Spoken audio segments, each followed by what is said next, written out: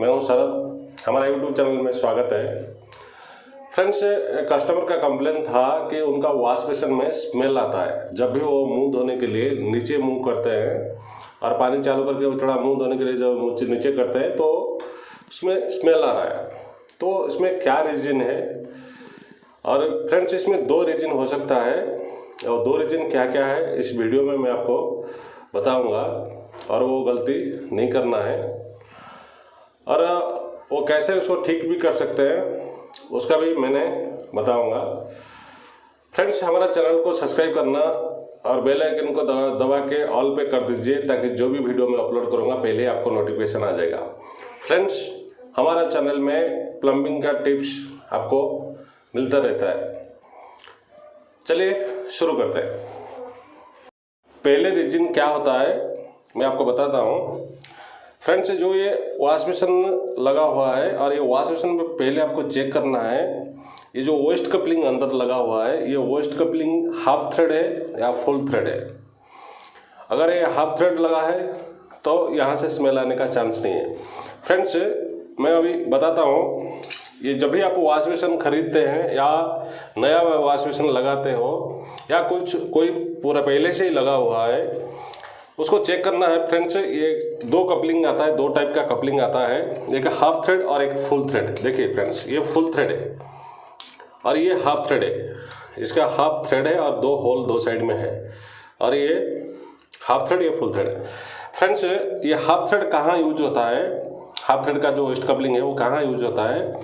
जिस भी wash basin का यहाँ पे होल होगा, ये होल को क्या है, ओवरफ्लो बोलते हैं। जब भी अगर ये पाइप ब्लॉकेज हो गया, ड्रेनेज का जो वेस्ट कपलिंग है, पाइप ब्लॉकेज हो गया, पानी यहाँ स्टोरेज हो गया, गलती से अगर आपने टैप खोला रखा तो पानी नीचे गिरता रहेगा। अगर वॉश बेसिन हॉल में है, हॉल भी डूब जाएगा। तो पानी फुल होने से पहले ये होल में चला जाएगा, वॉश बेसिन से गिरने से पहले ये होल में चला जाएगा।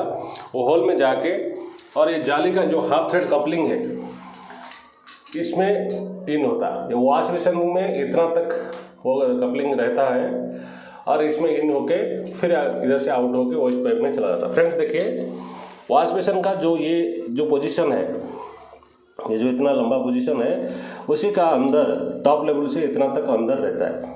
हाफ थ्रेड लगाए तो अंदर रहेगा। जब भी ये ओवरफ्लो में पानी अंदर गया तो वो पानी इसके अंदर से बाहर आ जाएगा, ये बोला तो वेस्ट पाइप में चला जाएगा। अगर हम इसके हाफ थ्रेड के जगह अगर हमने फुल थ्रेड लगा दिए तो क्या होता है, ये जो ओवरफ्लो है इसका अंदर जब आप यूज करोगे, पानी यूज करके यहाँ धोने का टाइम में इसका अंदर थोड़ा थोड़ा पानी अंदर जाएगा, और जाने के बाद अगर आपने फुल थ्रेड डाल दिए तो ये पानी इसका अंदर स्टोरेज होगा, वॉश बेसिन का अंदर स्टोरेज होगा।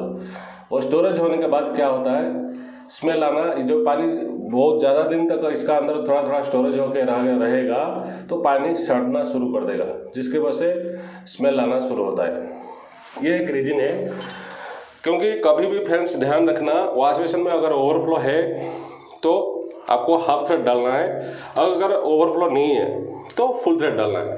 क्योंकि आजकल ज़्यादातर जो भी बिना ओवरफ्लो का आता है, काउंटर टॉप वॉश बेसिन सभी आता है जिसमें ओवरफ्लो नहीं रहता है। जब ये मॉडल का जो वॉश बेसिन है तो उसमें ओवरफ्लो अगर रहा तो आपको हाफ थ्रेड डालना है। कभी भी फ्रेंड्स ध्यान रखना है, कभी भी अगर कस्टमर ने फुल थ्रेड ले लिया, चलो हम वो लाया तो हम लगा देंगे, नहीं, ये बाद में बहुत प्रॉब्लम देगा। धीरे धीरे पानी जब सड़ेगा, समर सीजन में बहुत ज़्यादा स्मेल आता है। इसलिए कभी भी ये गलती नहीं करना। स्मेल आने का ये एक कारण है, और एक कारण क्या हो सकता है, यहाँ से आता है, ये जो जाली है, ये जाली का अंदर से स्मेल आता है। वो कैसे आता है फ्रेंड्स, कुछ दिन ये वॉश बेसिन यूज होते होते ये जो पानी आप वॉश बेसिन में यूज करोगे, ये वेस्ट पाइप के जरिए में अंदर जाके फिर यहाँ से जाके ड्रेन में जाता है।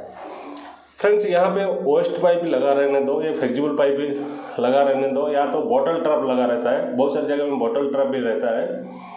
ज़्यादा दिन यूज होने के बाद इसका अंदर एक ग्रीन सीवड़ जिसको बोलते हैं वो बैठ जाता है, साइड साइड में पूरा बैठ के रहता है। और ये ज़्यादा दिन होने के बाद अगर हमने उसको क्लीन नहीं किया तो ऐसे ही बैठ बैठ के, जब घर का एक टेम्परेचर रहता है, और वो टेम्परेचर में हीटिंग होता है।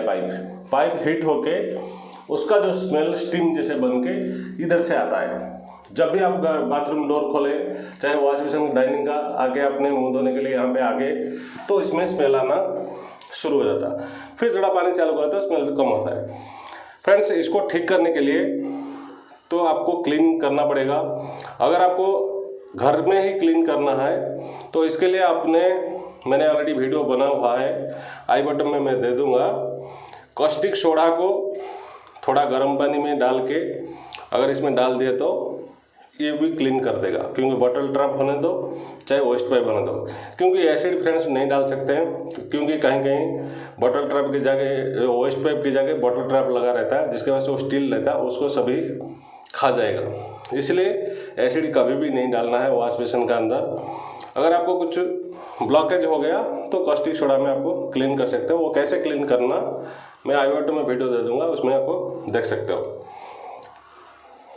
फ्रेंड्स, इसको भी चेक करो। अगर ये चेक करने का टाइम में अगर ये वॉश बेसिन में हाफ थ्रेड लगा है, नहीं है, फुल थ्रेड है, अगर ओवरफ्लो है, फुल थ्रेड लगा हुआ है, तो फ्रेंड्स पहले इसको खोलने की कोशिश करना। अगर, क्योंकि बहुत सारी जगह में क्या करते हैं, जब वेस्ट कपलिंग फिटिंग करते हैं तो सीमेंट लगा के फिटिंग करते हैं। तो सीमेंट लगा के फिटिंग करने का टाइम ये खुलेगा नहीं, जिसका वजह से वॉश बेसिन क्रैक भी हो सकता है। इसलिए इसको खोलने की जरूरत नहीं है। फ्रेंड्स, अगर ये हाफ थ्रेड की जगह फुल थ्रेड लगा है तो ये होल को आपको पैक कर सकते हैं, या तो व्हाइट सीमेंट में, या तो स्टिकर लगा के व्हाइट सीमेंट में इसको पैक कर दिया तो ये स्मेल नहीं आएगा। क्योंकि वेस्ट कपलिंग अगर पहले लूज करके देखना, खोलना है, अगर इसको पाइप को खोल के फिर वेस्ट कपलिंग जो नॉट को खोल देना है, अगर लूज रहा तो ये खोल जाएगा, तो आप चेंज कर सकते हो। नहीं तो इसको पैक कर देना है, होल को पैक कर देना है। फ्रेंड्स, ये स्मेल आने का सिर्फ यही दो रीजन हो सकता है, इसलिए इसको कभी भी ध्यान रखना है। अगर कभी कभी ये वॉश बेसिन में ओवरफ्लो नहीं है तो भी स्मेल आने का जगह यही है। फ्रेंड्स, इसका जो पाइप है बिल्कुल ये वेस्ट पाइप भी लगा हुआ है, ये नीचे फ्लोरिंग में आके वो पाइप ये है। फ्रेंड्स, ये पाइप है, इसमें देखो वॉश बेसिन में चालू करूंगा, अभी पानी इधर ही आएगा, देखिए। तो इसलिए ये जो पाइप है, इतना लंबा जो पाइप है वॉश बेसिन से लेके वहां तक, उसमें जो कचरा जमा रहता है तो वो हीटिंग होने के बाद उसका भी स्मेल आता है। इसलिए कभी भी ध्यान रखना है, चाहे आप कॉस्टिक सोडा यूज करो, चाहे किसी भी टाइप से आपको क्लीनिंग करना ही है, और पाइप को क्लीन कर दिया तो वॉश बेसिन का स्मेल नहीं आएगा। ये है ट्रिक की, मैंने ऑलरेडी बता दिया। और इसी तरह का आपका वॉश बेसिन में जो स्मेल आता है तो आप उसको रोक सकते हैं। अगर हमारा वीडियो अगर आपको अच्छा लगा, चैनल को सब्सक्राइब करना ना भूलना। फ्रेंड्स, प्लम्बिंग का रिलेटेड वीडियो हमारा चैनल में आपको मिलता रहता है। आज के लिए इतना ही है।